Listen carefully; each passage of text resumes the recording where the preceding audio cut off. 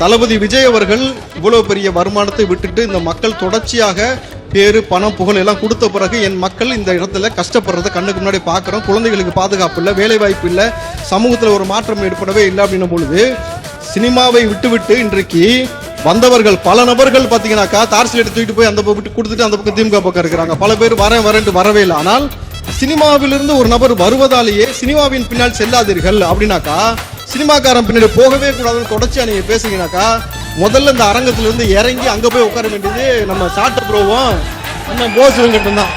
ஏன்னா மிகச்சிறந்த நடிகன். ஏன்னா ஒரு இதுல ஜட்ஜா நடிச்சாரு, ஒரு இதுல கான்ஸ்டபிளா நடிச்சாரு. அதுக்கப்புறம் பாத்தீங்கன்னாக்கா மிமிக்ரி அவரை மாதிரி பண்ண வராதுங்க. இப்ப நடிச்சீங்கல்ல போலீஸ் அவர்துல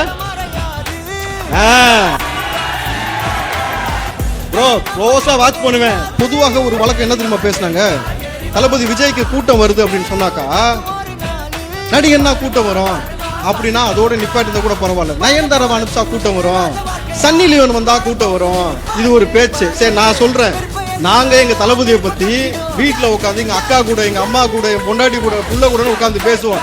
நீ அதே மாதிரி சன்னி லியோனை பத்தி கூட்டுல உட்காந்து பேசுவியான்னு கேக்குறேன். இந்த கேவலமான அரசியலை நிப்பாட்டிக்கங்க.